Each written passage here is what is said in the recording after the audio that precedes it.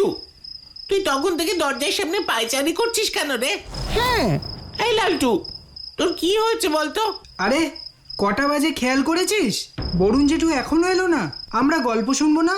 আরে শুনবো তো, তোর এত তাড়া কিসের বলতো? আরে আমার তো পড়াও আছে, না গেলে আবার বকা দেবে। তাহলে তোকে শুনতে হবে না, আমি আর আকাশ শুনে পরে সময় পেলে তোকে বলে দেব। কাউকে কোথাও যেতে হবে না, আমি এসে গেছি। তোমার এত দেরি হলো কেন বলো তো? ওরে বাবা, আমি আমার এক পুরনো বন্ধু জমিদার নারায়ণ পাল, ওনার সঙ্গে দেখা করতে গিয়েছিলাম। উনি ডেকেছিলেন, সম্প্রতি শহরে এসেছিলেন, আজকে গেলেন। হ্যাঁ, জমিদার তোমার বন্ধু? তার মানে তো এলাহি খাবারের আয়োজন। সে আর বলতে কি নেই সেখানে বল, আমিষ নিরামিষ, ঝাল মিষ্টি শরবত ফল সব। ওকে তোদের কথাও বললাম, ও বলল ওর গল্পটাও বলতে তোদের। সে কি গো বলুন জেঠু, ওনারও কোনো গল্প আছে নাকি? সে আর বলতে, তোরা শুনবি কিনা বল? বলো বলো। তবে শোন, আমি তখন রাধেশ্যাম গ্রামে নতুন ট্রান্সফার নিয়ে সে গ্রামে গেছি। গ্রাম সম্বন্ধে কিছুই জানি না। ওখানকারই জমিদার হলেন নারায়ণ পাল। একদিন আমায় ডেকে পাঠালেন। আরে আসুন আসুন, তা কেমন লাগছে এই গ্রাম? কোনো অসুবিধা হচ্ছে না তো? আরে না না, কোনো অসুবিধা হচ্ছে না। আর তাছাড়া তেমন সময়ও পাইনি গ্রামটা ঘোরার। তবে গ্রামের মানুষগুলো খুব ভালো, সরল মনের। শুধু শুধু কি? ওরা বলছিল আপনি নাকি কোনো কারণ ছাড়াই ইদানিং সপ্তাহে সপ্তাহে টাকা নেন। আমি চাই না, কিন্তু বাধ্য হয়ে করতে হয় বরুণ বাবু। বাধ্য হয়ে? ঠিক বুঝলাম না। কাউকে বলবেন না, এটা আমার বাবার আদেশ। কি আদেশ? হ্যাঁ হ্যাঁ, আদেশ। শুনুন তবে, বলতে কোনো লজ্জা নেই, বুঝলেন বরুণ বাবু? নাম নারায়ণ আর উপাধি জমিদার হলে কি হবে? আমার স্বভাব ঠিক তার উল্টো। কিরকম? মানে আমি একটু ভীতু টাইপের। আপনি হাসছেন? সরি সরি, প্লিজ প্লিজ বলুন। এই যে ভয়, আমার বাবা মারা যাওয়ার পর 6 মাস আমাকে ঘুমোতেই দেয়নি জানেন। আর তারপর পরশু রাত থেকে তো আমার ঘুম একদম উড়েই গেছে। ঘুম উড়ে গেছে পরশু রাত থেকে? তা কি হয়েছিল? বাবা এসেছিল। মানে এই তো বললেন উনি মারা গেছেন। হ্যাঁ হ্যাঁ, উনি মারা গেছেন। তাহলে আবার মৃত মানুষ ফেরত আসে কিভাবে? আরে এসেছিল, ওটা বাবাই ছিল, কিন্তু পুরোপুরি না। পুরোপুরি না, অর্ধেক? একটু পরিষ্কার করে বলবেন প্লিজ। ওটা বাবার আত্মা ছিল, সাদা রঙের। আচ্ছা, আমি তবে আপনাকে পুরোটা খুলেই বলি। বেটে। হরে কৃষ্ণ দাদা বাবু, আসবো? আমি হরে কৃষ্ণ দাদা বাবু নই, শুধু দাদা বাবু। এসো। শুধু দাদা বাবু আসবো? দাদা বাবু আসবো? ওই হরে কৃষ্ণ আর শুধুটা বাদ দিয়ে বলার চেষ্টা করো। বলো, দাদা বাবু আসবো? গে দাদা বাবু আসবো? আরে এসো এসো। তা এতবার হরে কৃষ্ণ কেন বলো তো? গে অভ্যেস দাদা বাবু, দুধটা দাও দাও দাও। একটা কথা বলবো দাদা বাবু, যদি কিছু মনে না করেন। না না, মনে করবো কেন, বলো। মাইনেটা যদি... ব্যবসার হাল তো দেখছো হরি কাকা, বাবা গেছেন বছর খানেক হলো, ব্যবসা তো পুরো লোকসানেই চলছে। এর মধ্যে মাইনে বাড়াতে বললে কি করে হয় বলো তো? আমি বলি কি, হরে কৃষ্ণ, তুমি বেকার খাটছো। মানে? তুমি হলে জমিদার, তুমি খাটবে কেন? লোকেরা তোমার হয়ে খাটবে আর তুমি শুয়ে বসে খাবে। তোমার হাতে ক্ষমতা আছে, কাজে লাগাও। ক্ষমতা কাজে লাগাবো কিভাবে? একে প্রতি সপ্তাহে গ্রামবাসীদের থেকে সাপ্তাহিক টাকা তোলো। না না না না না, এটা আমার পক্ষে অসম্ভব। সে আমি তোমার মায়না বাড়িয়ে দিচ্ছি হরি কাকা, এটা আমার পক্ষে অসম্ভব। তা তোমার এখন মাইনে কত? গে হরে কৃষ্ণ, 300 টাকা। ঠিক আছে, যাও, কাল থেকে তোমার মায়না বেড়ে হবে 301 টাকা। 1 টাকা? ও চাই না, ছাড়ো তাহলে, ওটাও ক্যান্সেল। আর বলছিলাম যে আলোগুলো সব জ্বালিয়ে যেও, আমার ঘুম পাচ্ছে। কোন দেশেতে জন্ম বাপু কৃষ্ণই জানেন। এত কথা কেন বলো তো? যা বলছি তাই করো না, জানো তো আমার ভূতের ভয়। ঘুম পাচ্ছে, আলো জ্বালিয়ে যেও। কিপটেমে আমি ঘোচাচ্ছি, মাইনে আমি বাড়িয়েই ছাড়বো। এই ভূতের ভয়ই আমার একমাত্র অস্ত্র। কি হলো? দাঁড়িয়ে দাঁড়িয়ে কি ভাবছো? যাও। আগে দাদা বাবু, হরে কৃষ্ণ হরে কৃষ্ণ হরে কৃষ্ণ।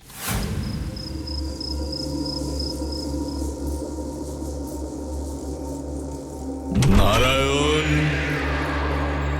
এই নারায়ণ, তুই ব্যবসা লাটে তুলে ঘুমোচ্ছিস কি করে? ওঠ! বাবা, ভূত, ভূত। চুপ, একদম চুপ। এই ভূত ভূত পরে করবি, আগে আমার কথা শোন। নিজের ভালো আর নিজের ভবিষ্যতের ভালো চাইলে তোর ওই হরি কাকার কথা শোন, আর ওর মাইনেটাও বাড়িয়ে দে, নইলে আমি তোকে ছাড়বো না। মনে রাখিস, আমার আত্মা কিন্তু শান্তি পায়নি। আমার আত্মার শান্তি চাস তো সাপ্তাহিক নেই। কিন্তু বাবা, এ তো অন্যায়। তুমি তো আমায় অন্যায় করতে শেখাওনি বাবা, বরং বারণ করেছো, মেরেছো, বকেছো যখন আমি অন্যায় করেছি। আমি তোকে ব্যবসা লাটে তুলতেও শেখাইনি। মানুষ বিপদে পড়লে নিজের ক্ষমতার সাহায্য নেয়, এটা কোনো অন্যায় নয়। যা বলছি কর, কোনো অনিয়ম দেখলে আমি আবার আসব, এসে আগে তোর ঘাড়টা মটকাবো, তারপর ভেবে দেখব তোকে নিয়ে কি করা যায়। কথাগুলো মনে থাকে যেন। এবার বুঝলেন বরুণ বাবু পুরো ব্যাপারটা? কে কে কে ওখানে? গে দাদা বাবু, আমি আমি যাই দাদা বাবু, মেলা কাজ পড়ে আছে, মেলা কাজ পড়ে আছে। হরে কৃষ্ণ। আমি তখনই বুঝে গিয়েছিলাম কিছু একটা গন্ডগোল আছে। আচ্ছা নারায়ণ বাবু, আজ যদি অনুমতি দেন, আমি আপনার বাড়িতে থাকতে চাই। হ্যাঁ হ্যাঁ, নিশ্চয়ই নিশ্চয়ই। আজ রাতে কিন্তু আপনার বাবা আবার আসবে। হ্যাঁ মানে কেন? ক্রমশ প্রকাশ্য, চুপচাপ শুধু দেখতে থাকুন। It's a magic.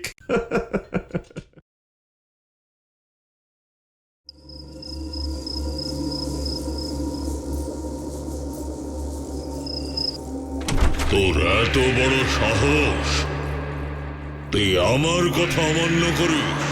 তুই সাপ্তাহিক বন্ধ করে দিবি? তোর আমি আজকেই ঘাড় মটকাবো, ঘাড় মটকাবোই ঘাড় মটকাবো। বাবা, তুমি আসলে আসলে আমি কিছু বলিনি বাবা। ওইগুলো সব ওই পোস্টমাস্টার বলেছেন। তুই কি এখন অন্যের কথা মতো চলবি? আমার কথার কোনো দাম নেই তোর কাছে? ওকে তো আমি শেষ করবই।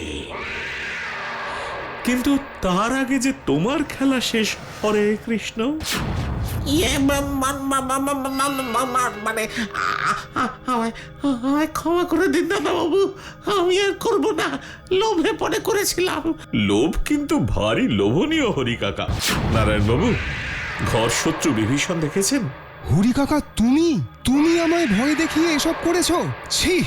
ছোটবেলা থেকে তোমার কোলে পিঠে চড়ে ঘুরে বেরিয়েছি, তোমার কোলে আমি মানুষ হয়েছি। বাবা তোমাকে কত ভালোবাসতো, স্নেহ করত, আর তুমি এরকম করতে পারলে? ছি! আমার ভুল হয়ে গেছে দাদা বাবু। প্রথম থেকেই সন্দেহ ছিল আমার। সন্দেহ বাড়লো যখন দেখলাম হরি কাকা আমাদের কথা লুকিয়ে শুনছেন। নারায়ণ বাবু, আপনার বাবা একটা চিঠি লিখে গেছেন, ড্রয়িং রুমেই রাখা ছিল। আপনার বাবার আত্মা যা চায় ঠিক তাই করুন, এতে আপনার বাবার আত্মাও শান্তি পাবে আর গ্রামবাসীরাও। দেখি যে চিঠিটা, দেখি। হরি তোর পেছনে ষড়যন্ত্র করছে, তুই ওকে এক্ষুনি তাড়িয়ে দে, আর সবার টাকা সবাইকে ফিরিয়ে দে, তবেই আমার আত্মা শান্তি পাবে। সেই কথা মতো জমিদার চাকর হরিনাথকে তাড়িয়ে সবার টাকা ফিরিয়ে দিল। কিন্তু বরুণ জেঠু, ওই চিঠিটা কি সত্যি সত্যি জমিদার বাবুর বাবার ভূত লিখেছিল বলো? হতে পারে, তবে হাতের লেখাটা আমার ছিল। মানে তুমি?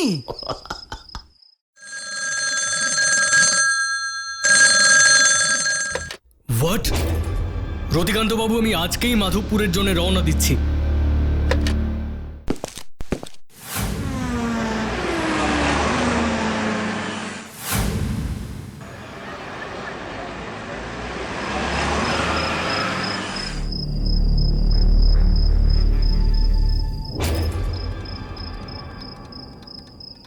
আপনি এসে পড়েছেন, আমি একটু সাহস পাচ্ছি।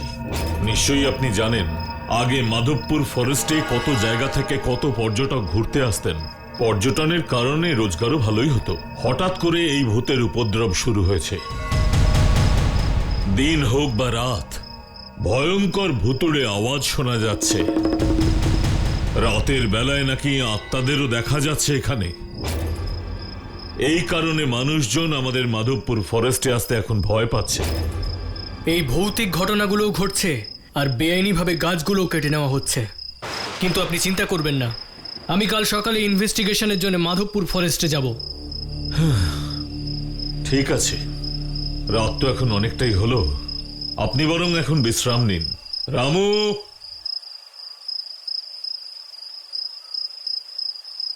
ইন্দ্রজিৎ বাবুকে আমাদের গেস্ট রুমে নিয়ে যাও।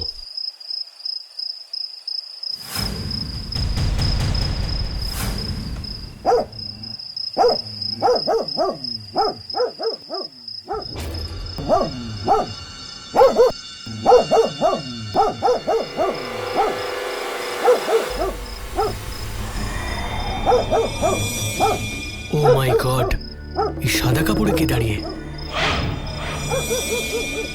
রামু, রামু, কি হয়েছে বাবু? একবার দেখো তো, গাছের নিচে সাদা কাপড়ে কে দাঁড়িয়ে আছে? কোথায়? গাছের নিচে সাদা কাপড়ে তো কেউ নেই ইন্দ্রজিৎ বাবু। যদি কেউ না থেকে থাকে তাহলে এই কুকুরটা কেন চিৎকার করছে? কুকুর? কোথায় কুকুর বাবু? আমি তো ওখানে কুকুর বা সাদা কাপড়ে কাউকেই দেখতে পাচ্ছি না। দেখতে পাচ্ছ না? কই দেখি তো।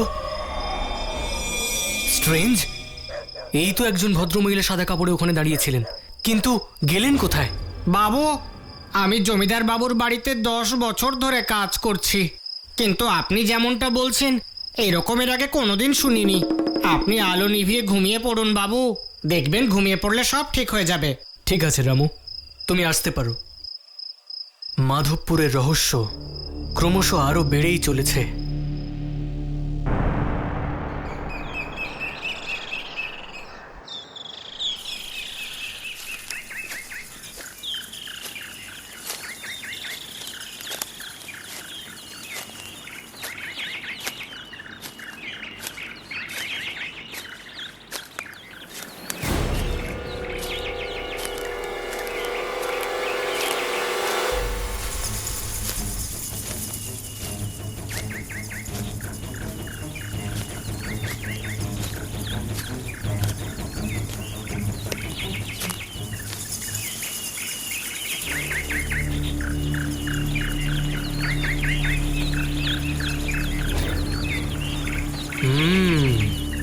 তার মানে ওরা জঙ্গলের পেছন দিক থেকে গাছগুলো কেটে নিয়ে গেছে।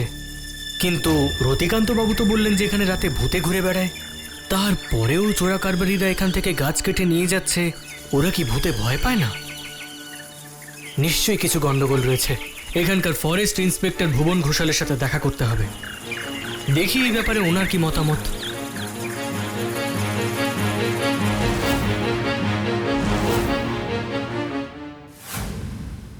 ফরেস্ট ইন্সপেক্টর হিসেবে আপনারও তো দায়িত্ব বর্তায় ওই চোরা ব্যাপারীদের হাত থেকে এই জঙ্গলের গাছগুলোকে বাঁচানোর। আরে বাপরে, আপনি কি শোনেননি নাকি? ওই জঙ্গলে রাত্রিবেলা ভূতে ঘোরে, কাঠ চোরদের ধরতে গিয়ে শেষ পর্যন্ত ভূতের হাতে আমার প্রাণটা যাক। এত শখ আমার নেই ইন্দ্রজিৎ বাবু। আর আপনাকেও বলছি শুনুন, এই জঙ্গল এখন খুব ভয়ঙ্কর হয়ে উঠেছে। সেই জন্য নিজের প্রাণ হাতে করে বিপদের ঝুঁকি নেবেন না। আপনার ভালোর জন্যই বলছি আমি। প্রাণের ভয় ইন্সপেক্টর ইন্দ্রজিৎ পায় না ভুবন বাবু। বাই দ্য ওয়ে, আপনাকে একটা রহস্যজনক ঘটনার ব্যাপারে বলতে এসেছি। রহস্যময় ঘটনা? একটু খুলে বলুন তো। কাল রাতে আমার বাড়ির পেছনের দিকে একটা গাছের নিচে দেখলাম যে, ও মাই গড, এই সাদা কাপড়ে কে দাঁড়িয়ে? রামু, রামু, কি হয়েছে বাবু? একবার দেখো তো গাছের নিচে সাদা কাপড়ে কে দাঁড়িয়ে আছে? কোথায়? গাছের নিচে সাদা কাপড়ে তো কেউ নেই ইন্দ্রজিৎ বাবু। যদি কেউ না থেকে থাকে তাহলে এই কুকুরটা কেন চিৎকার করছে?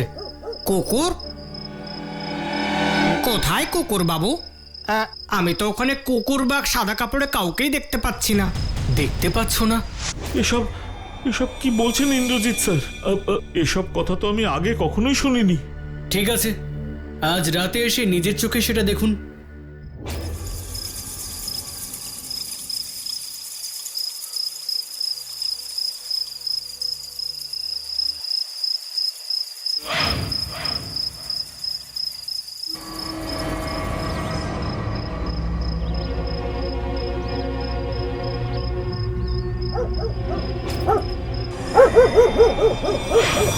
ওই দেখুন ভুবন বাবু, গাছের নিচে সাদা ঘোমটা দিয়ে কেউ একজন দাঁড়িয়ে আছে।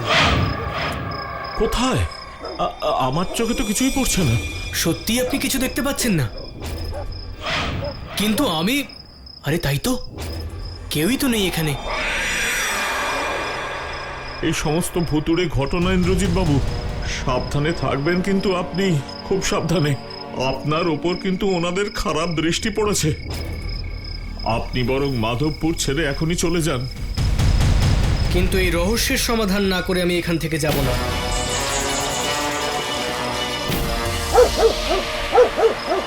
ওই দেখুন ভুবন বাবু, কুকুরটা ডাকছে। কিন্তু আমি তো কোথাও কোনো কুকুরকে দেখতেই পাচ্ছি না।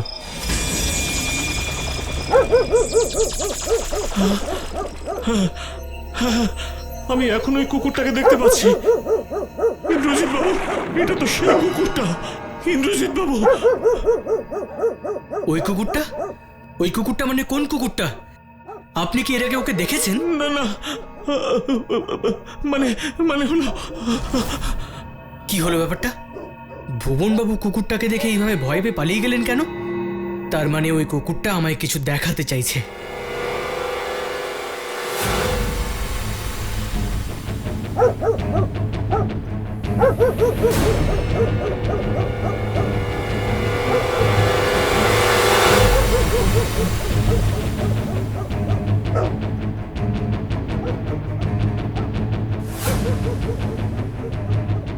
এ তো মাধবপুরের ফরেস্ট, কিন্তু এই কুকুরটা এই পাথরের সামনে দাঁড়িয়ে চিৎকার করছে কেন? এ তো একটা সুড়ঙ্গ, এর ভেতরে কি আছে?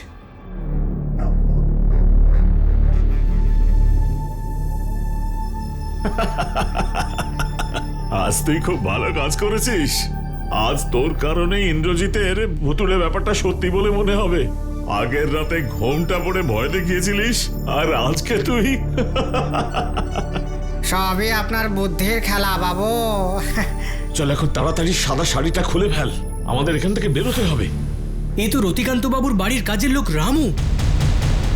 ও মাই গড, ফরেস্ট ইন্সপেক্টর ভুবন ঘোষাল, এই সবের পান্ডা।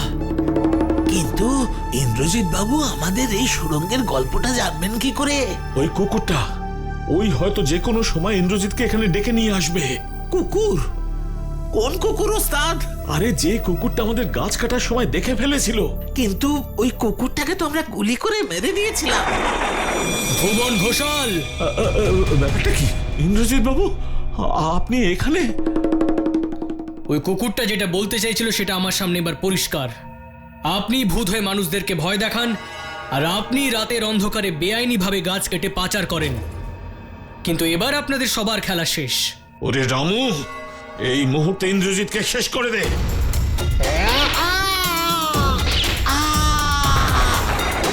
Hands up! বেশি চালাকি করার চেষ্টা করলে আমি কিন্তু গুলি চালাতে বাধ্য হব। আমায় ক্ষমা করে দিন ইন্দ্রজিৎ বাবু, অন্তত এবারের মতো। কোনো ক্ষমা নয়, এবার সোজা জেলে চলুন, কারণ আপনাদের মতো অপরাধীদের ওটাই আসল জায়গা।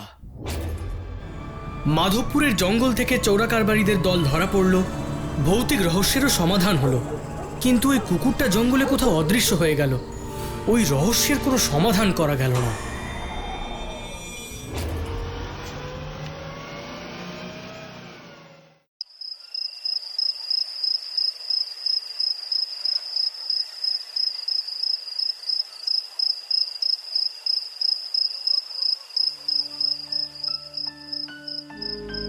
পল্টু, আমি বলছি নিশ্চয়ই শরীর খারাপ করেছে।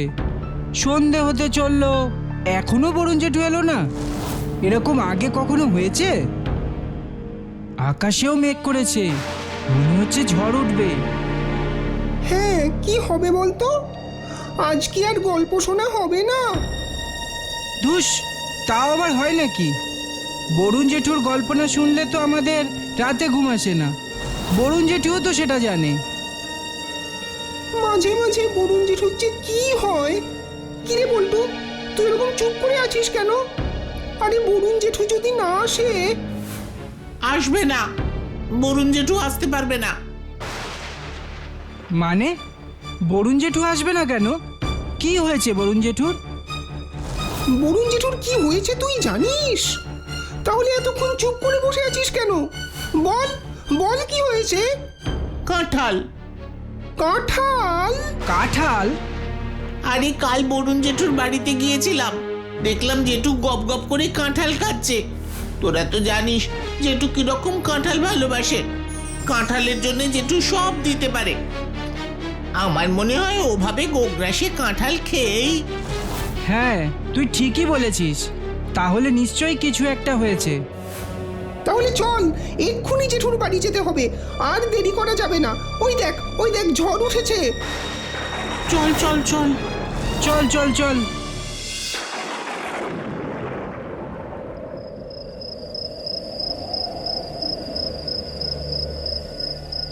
বরুণ জেঠু, ও বরুণ জেঠু! বরুণ জেঠু, ও বরুণ জেঠু, তুমি কোথায়? ও বরুণ জেঠু, তুমি কোথায় গো? বরুণ জেঠু, আমরা এসেছি। তুমি কোথায় আছো? বরুণ জেঠু, ও জেঠু, ও বরুণ জেঠু!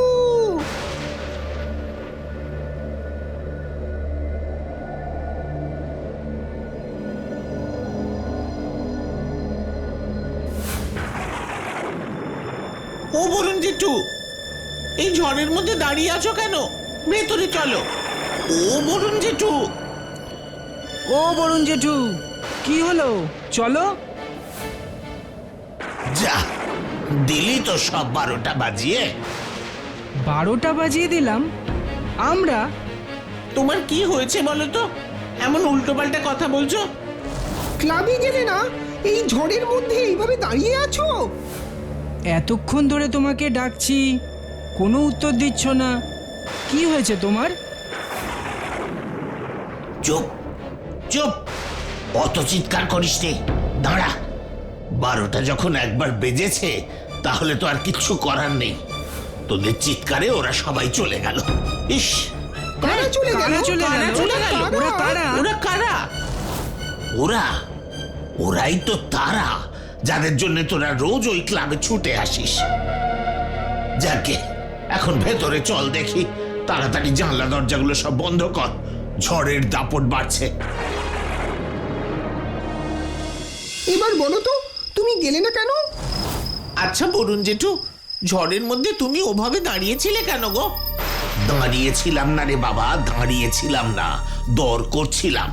একেবারে মাছের বাজারের মতন প্রবল দৌড়াদৌড়ি। ঠিক সেই সময় তোরা এসে সব 12টা বাজিয়ে দিলে। ওরা ঝুপ করে হাওয়া হয়ে গেল। কিরে, ওরকম ভোঁদড়ের মতো এ ওর মুখের দিকে তাকাচ্ছিস কেন? শোন শোন, কি হয়েছিল মন দিয়ে শোন। অন্য দিনের মতো আজও আমি ক্লাবে যাব বলে বেরোচ্ছি। দেখলাম খুব মেঘ করেছে, ঝড় উঠতে পারে। ভাবলাম ছাতাটা সঙ্গে নি, আর তোদের জন্য একটু কাঁঠাল নিয়ে যাই। বড় মিষ্টি কাঁঠাল রে। ও ও ও ও ও, ওই গাছটার, ওই গাছটার যেখান থেকে তোরা আমাকে নিয়ে এলি। যাই হোক, আমি আবার ঘরে ঢুকে একটা বড় টিফিন কৌটোয় বেশ কিছু কাঁঠালের কোয়া নিচ্ছি। হঠাৎ একটা কান্নার শব্দ। আমি তো একেবারে চমকে উঠলাম। এখানে কান্নার শব্দ কোত্থেকে আসছে? চারদিক তাকিয়ে কাউকেই দেখতে পেলাম না। আমি চেঁচিয়ে উঠে বললাম,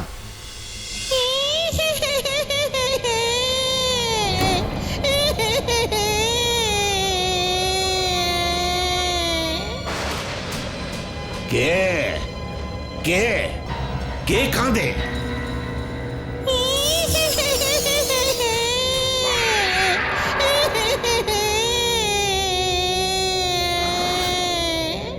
এই এই কে কে তুমি? এখানে এলে কোত্থেকে? আর কাঁদছই বা কেন?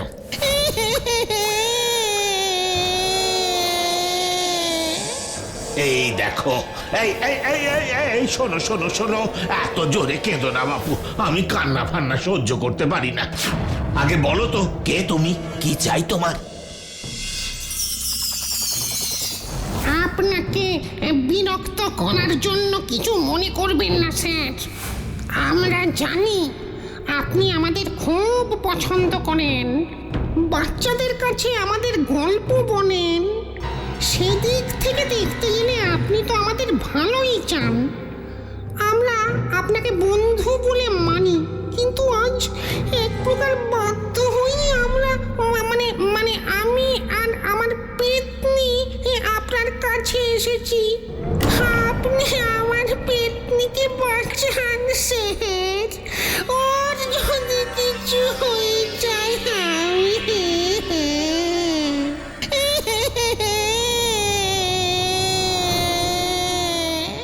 আরে দাঁড়াও দাঁড়াও, ওভাবে কান্নাকাটি করো না। আমার কি ক্ষমতা আছে যে আমি তোমার পেতনিকে বাঁচাবো? আমার পেতনিকে একমাত্র আপনিই বাঁচাতে পারেন স্যার। আসলে আমরা দুজনে বেশ সুখে শান্তিতে আপনার ওই কাঁঠাল গাছটায় থাকতাম। গাছটার অনেক ডালপালা, তাই আমরা হাত পা ছড়িয়ে বেশ আরাম করে থাকতাম। কিন্তু কয়েকদিন হলো আপনার ওই গাছে এক মামদ ভূত এসে বাসা বেঁধেছে। ও আমাদের তাড়িয়ে দিয়েছে স্যার। সত্যিতে আমরা ওর কাছে পেরে উঠবো না স্যার। বাধ্য হয়ে আমরা আপনার ওই নেড়া আমরা গাছে খুব কষ্টে সৃষ্টে বাস করছি। তোমরা ওকে বলনি যে ওখানে তোমরা থাকো, ওটা তোমাদের বাড়ি? বলেছি স্যার, কিন্তু ওই বদমাইশ মামদভূত কিছুতেই মানছে না। শেষেও আমাদের বলেছে যে এটা যার গাছ, সে যদি বলে তাহলে ও চলে যেতে পারে। তারপর তারপর তারপর কি হলো বরুণ জেঠু? তুমি সত্যি সত্যি মামদোর কাছে গেলে? হ্যাঁ গেলাম। ওই যখন তোরা কাঁঠাল গাছতলায় এলি তখনই আমি ওর সঙ্গে কথা বলছিলাম। আরে বাবা, সে কি সহজে ছেড়ে দেওয়ার পাত্র? একেবারেই রাজি হয় না। শেষে অনেক কষ্টে রাজি করালাম, কিন্তু আবার কিন্তু কেন বরুণ জেঠু? ছেড়ে দেওয়ার আগে ওর দাবি হলো ওকে 4খানা বড় বড় নাকি কাঁঠাল দিতে হবে। তোরা তো জানিস আমি কি রকম কাঁঠাল ভালোবাসি। 4টে ভালো কাঁঠালের জন্য আমি আমার পুরো মাসের পেনশনটাই দিয়ে দিতে পারি। তাই দরাদরি শুরু হলো। দেখুন, 4টের কমে গাছ আমি ছাড়তে পারবো না। হ্যাঁ, সে কি কথা? দেখো মামদ, আমি মরে গেলেও তোমাকে ওই 4টে কাঁঠাল দিতে পারবো না। খুব বেশি হলে ওই ওই ওই ওই- হ্যাঁ, 2খানা মতো দিতে পারি, তাও একটা ছোট আর একটা বড়। আচ্ছা, আপনার কথা থাক, আমার কথা থাক। আপনি আমায় বরং 3টে দিন। হ্যাঁ, সে কি? এখানে আমার কথা কোথায় রইল? তাছাড়া 3টে কাঁঠাল তোমার কি হবে বলো? হ্যাঁ, কাঁঠাল বেশি খেতে নেই মামদ, পেটের প্রবলেম হয়। ব্যাস, এই সময় তোরা পৌঁছে গিয়ে একেবারে সব 12টা বাজিয়ে দিলি। ওরাও চলে গেল। ভূত আর পেতনি তার জায়গা ফিরে পেল কিনা জানি না। আরে পেতনিটা বড় কাঁদছিল, বড় কাঁদছিল। মামদ দুটো কাঁঠাল নিয়ে কাঁঠাল গাছ ছেড়ে চলে গেছে স্যার। আপনাকে অনেক ধন্যবাদ। আপনি ভালো থাকবেন। কোনো রকম দরকার হলে জানাবেন।